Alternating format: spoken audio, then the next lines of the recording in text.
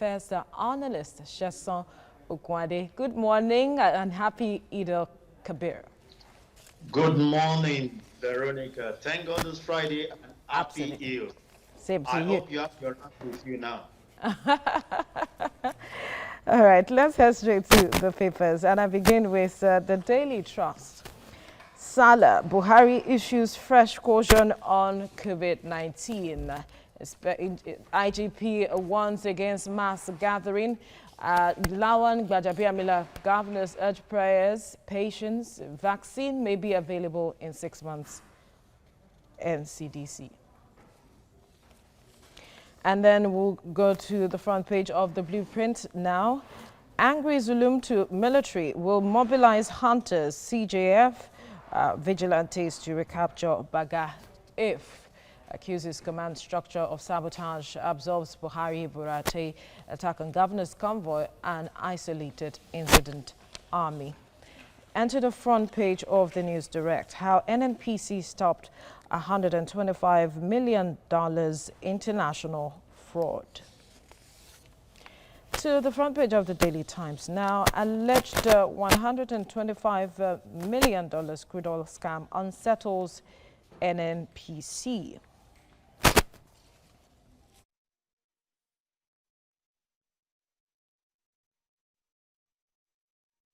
To the front page of the leadership newspaper, President Muhammad Buhari urges patience as Muslims mark low-key Eid al-Kabir.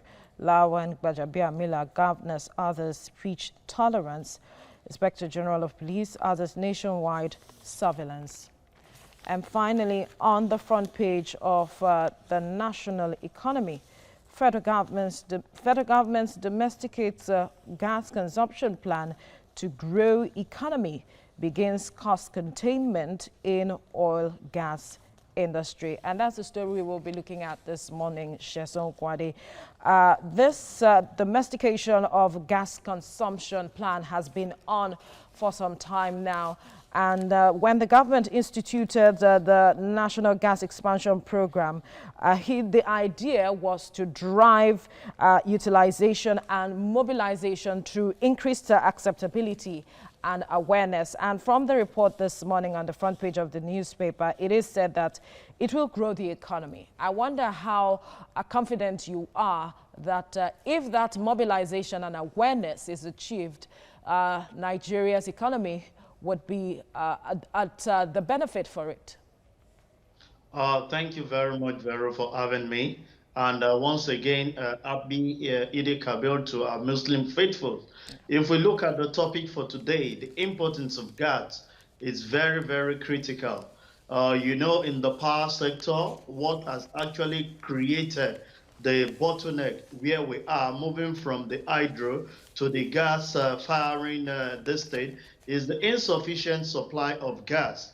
And it has actually dragged back our economy seriously. But with the expansion of domestication of this gas, rather than just flaring and allowing it to waste, it's going to contribute immensely to the power sector, of which every one of us need, not only for our domestic use, but for some of the artisans who have resorted to what they are not. And you see, by the time we have good power supply, based on the increase of gas that we are able to push to some of these power projects, we discover that some of this handwork that has gone down the drain, that has actually take away our creativity, will be revamped. And with this, we'll have people contributing even to the economy, which will grow the system for the government.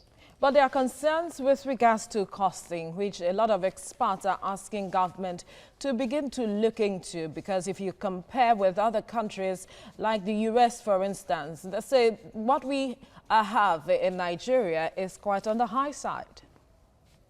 Yeah, because the number of people that get involved in this activity is just the law of demand and supply.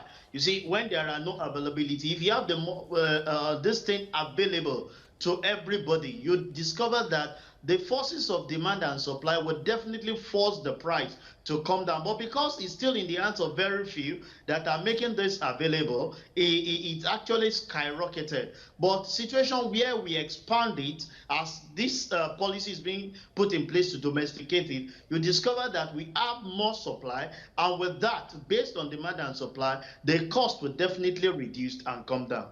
So the level of awareness now that we are looking at perhaps 2021 or 2023, which is about a year or two now, which the government is looking at to ensure that a lot of Nigerians are key into this consumption plan.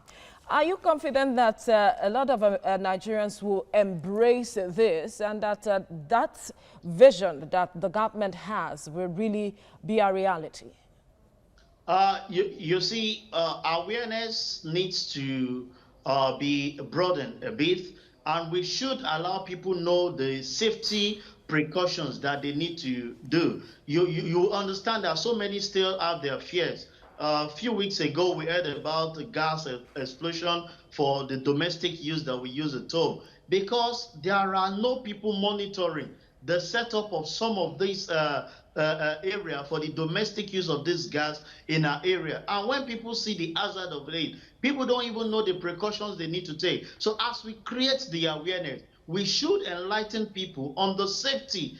What are the necessary precautions that they should do? Where should you put your gas? Some still put their gas inside their kitchen, as against that they should put it outside. And who should do? People encourage children to just go and use gas. Gas is not like the old one that we make use at home. So as we domesticate it, taking it to our homes for use, we want a situation where government will enlighten people on the precaution, the safety precaution of the usability of some of these gases. And once we are able to reduce the level of inferno that this cost on, or the hazard is going to cost on us, you discover that people will embrace it, because the fear is still there that this thing can ruin people's investment for years. So we encourage government, as we create the awareness, should enlighten people on the safety precaution, and with this we see people embracing it the more. Now, talking about the economy, because that is what the major focus is for the government, how it would improve the economy. Now, what strategies would you want to see the government put in place to ensure that we get the real benefits of from the domestication?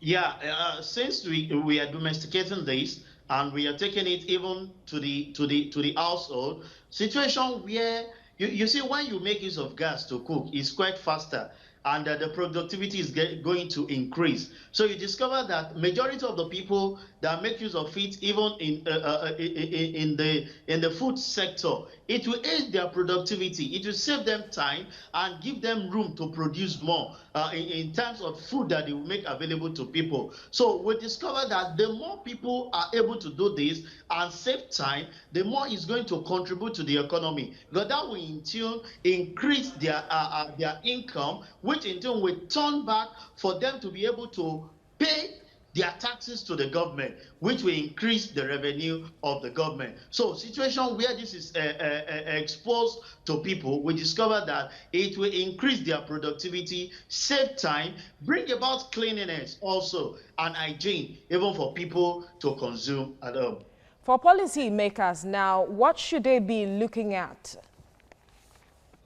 Yeah, for the policy makers, we want situation where they will guide the people that we actually ventured into this. We should avoid the somersaulting of policies. We should have a long-term policy as we are preparing the short term, so that on the long run, we can have a better benefit for everybody to enrich into. And also, as we widen the scope, we should make sure that the necessary infrastructure needed to make the business more okay for those that we venture into it should be put in place, so that once the business is very okay for anybody to venture into, we will have increased participation, which in turn will assist the economy of the country as a whole.